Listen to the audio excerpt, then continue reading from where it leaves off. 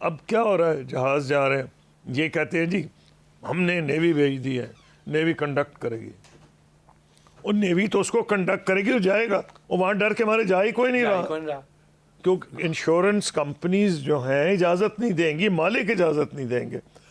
ایک دن فگر تھی 6 جہاز گزرے ہیں, ایک دن تھی 11 گزرے ہیں, یہاں گزرتے تھے 150 اور 160.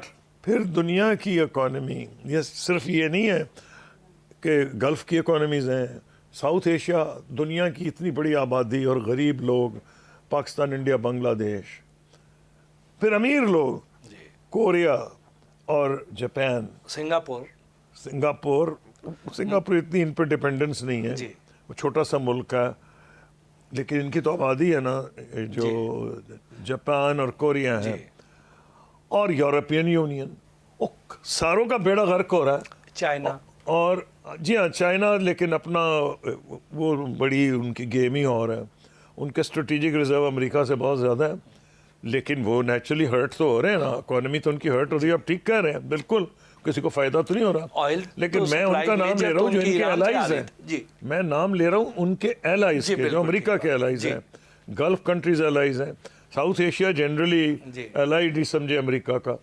اس کے علاوہ کوریا اور جاپان, یہ جتنے ملک ہیں, یورپین یونین, یہ تو تباہ ہو رہے ہیں. یہ کہہ رہے ہیں کہ بند کرو اس کو. اس کا کیا مطلب ہے کہ جو اصل میں تباہی آ رہی ہے پریزیڈنٹ ٹرمپ کے لیے, یہ جو مڈ ٹرم الیکشن آ رہا ہے, جس طرح پرائس بڑھتی جائے گی اور دنیا کی کوئی طاقت روک نہیں سکتی. ٹھیک ہمارا تو کباڑا ہوگا, لیکن جو پریزیڈنٹ ٹرمپ الیکشن کا سوچ رہے ہیں ان کا بھی کباڑا ہوگا. تو اسے مجھے نہیں لگ رہا کہ وہ جنگ لمبی چلا سکیں گے. نیا کام کیا کریں گے وہ؟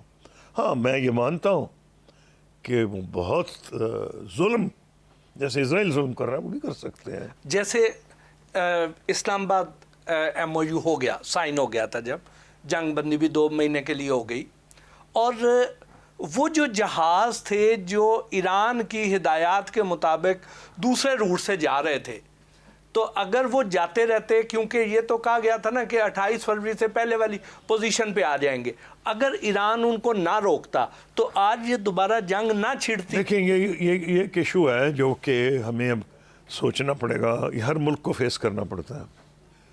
یہ پریگمیٹس اور جو ہوتے ہیں آئیڈیالوجسٹ, ان کی ایک جنگ ہوتی ہے ہر ملک میں.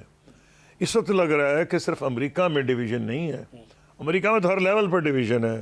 ریپبلکن پارٹی میں ڈویژن ہے, ڈیموکریٹس تو پرخ اڑا رہے ہیں پریزیڈنٹ ٹرمپ کے, کہہ رہے ہیں سرنڈر ڈاکومنٹ ہے, MOU یہ وہ.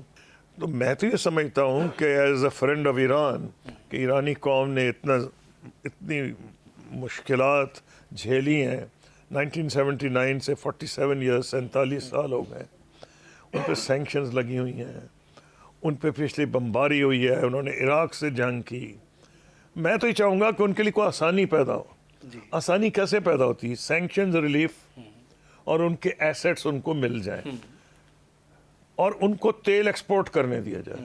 پہلی تو ان کا اجازت تیل ایکسپورٹ کی تو ہو گئی تھی, اتنے ہی دنوں میں $5 بلین نے ارن بھی کر لیا. اشارہ یہ بھی تھا کہ ان کے جو فروزن ایسٹس ہیں وہ قطر کے ذریعے ریلیز ہو رہے ہیں. بحث یہ ہو رہی تھی کہ جو پیسے ریلیز ہوں گے وہ اس سے امریکن گڈز خریدے جائیں گے یا اوپن مارکیٹ میں. دوائیاں آئیں گی, اسینشل گڈز, یہ نہیں تھا کہ پیسے ریلیز نہیں ہو رہے.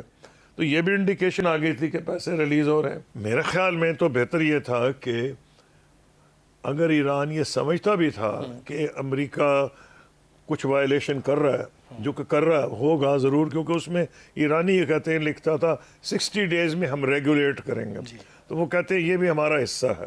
تو میں تو سمجھتا ہوں کہ بہتر تھا کہ وہ چلے. کیوں؟ اس سے خلیج پیدا ہوئی پہلی دفعہ اسرائیل اور امریکہ میں. اتنا بڑا ایک ایسٹ ہے کہ عام لوگ اس کو سمجھتے نہیں. اسرائیل کی طاقت کیا ہے؟ اسرائیل چھوٹا سا ملک ہے, اس کی طاقت امریکہ ہے. امریکہ اور اس میں جب یہ پوزیشن ہو کہ اسرائیلی اخبار کم کہہ رہے ہیں اور ان کو دھوکے باز کہہ رہے ہیں پریزیڈنٹ کو, تو یہ ان کی جتنی ڈویژن ہوتی ایران کو تو سوٹ کر رہا تھا. تو اسٹریٹجکلی تو ان کو چاہیے تھا کہ اس ڈویژن کو بڑھائیں. بالکل. یہ تو اب دوبارہ ان کو اکٹھا کریں گے. تو میری خواہش تو یہ ہے کہ جو فارن منسٹر اور جو پریزیڈنٹ ہیں اور فارن آفس کی پالیسی بالآخر کامیاب ہو. امید یہ ہے جیسے آج اکانومسٹ نے کہا ہے کہ دھکے کھا کے شاید اس نتیجے پہ پہنچے کہ اس کے علاوہ راستہ کوئی نہیں. ہاں فیس سیونگ تو دونوں کو دینی پڑے گی. اب یہ کام ہے زیادہ تر پاکستان کا. لوگ پوچھیں گے کیوں؟ جی یہ کام میں نے کیونکہ خود کیا اور مجھے یہ بھی پتا ہے پاکستان کا کیوں کام ہے. دنیا میں 1979 سے ایران اور ان کے کوئی ڈپلومیٹک ریلیشنز نہیں, دشمنی تھی. ہم ان کا آفس انٹرسٹ واچ کرتے تھے, امریکنوں کے وہاں اور ایرانیوں کے امریکہ میں. ہر نیگوشیشن ہمارے ذریعے ہوتی تھی. میں جب فارن منسٹر تھا تو سیکرٹری اسٹیٹ کونڈولیزا رائس میرے ذریعے میسیجز بھیجتی تھی, میرے ذریعے ایرانی میسیجز بھیجتے تھے. وہ جو بیچارے شہید ہو گئے خرازی صاحب, پھر متقی صاحب ان کے بعد آئے تھے, پھر یہ جو ہیں نیشنل سیکورٹی کے ان کے بڑے پاورفل سیکرٹری تھے علی لاری جانی. فارن آفس میں 4 گھنٹے بیٹھ کے ہم نے ڈرافٹ بنایا پریزیڈنٹ بش کے لیے کہ ایرانین نیوکلیئر پروگرام پہ. میں لے کے واشنگٹن گیا, کونڈولیزا رائس کو ہینڈ اوور کیا. کونڈولیزا رائس میرے ذریعے انہیں میسیجز بھیجتی تھی. کیوں؟ کہ یہ ہی 2 ہی ملک ہے. بیچ میں ہوا تھا کہ امریکہ سے ہمارے تعلقات کچھ خرابی کی طرف جا رہے تھے پریزیڈنٹ بائیڈن کے دور میں, لیکن یہ کریڈٹ جاتا ہے فیلڈ مارشل عاصم منیر کو. انہوں نے بڑی تیزی سے یہ سچویشن اپنے حق میں کی, اور اس کے اندر پرائم منسٹر کا بھی رول تھا. میں یہ تو نہیں کہہ سکتا کیونکہ دونوں نے مل کے ہی کیا تو, لیکن اس میں یہ بات ہے کہ فیلڈ مارشل کا میں اس لیے نام لے رہا ہوں کہ وہ بہت چابک دستی سے بڑی تیزی میں, کبھی ایران, کبھی نقوی صاحب ایران جا رہے ہیں, کبھی کوئی جا رہا ہے, کوئی امریکہ سے بات کر رہے ہیں کہ وانس نے کہا 2 ہی تو امپورٹنٹ بندے ہیں میری لائف میں, ایک انڈین ایک پاکستانی, ایک میری بیوی انڈین ہے اور یہ فیلڈ مارشل عاصم منیر. اس کا مطلب ہے پاکستان نے امریکہ میں ریبلیٹیٹ کیا. تو جو میرے دور میں حالات تھے کہ امریکہ اور ایران کے تعلقات صرف ہم سنوار سکتے تھے, وہ واپس آ گئے. بیچ میں ایک پیریڈ آیا جب نیچے ڈپ ہوئی ریلیشن, وہ موجودہ دور میں واپس آ گئے. تو پاکستان کے علاوہ یہ رول کوئی نہیں ادا کر سکتا, قطر بھی نہیں کر سکتا. اس کی دولت تو بڑی ہے, ملک چھوٹا ہے, اس کی وہ ویٹ نہیں ہے, فوج, نیوکلیئر پاور. نمبر 2 اس پہ تو وہ خود ایک پارٹی ہے, اس پہ ایران ان پہ حملے بھی ہو رہے ہیں. حالانکہ میں ان کے رول کو بہت اپریشیٹ کرتا ہوں.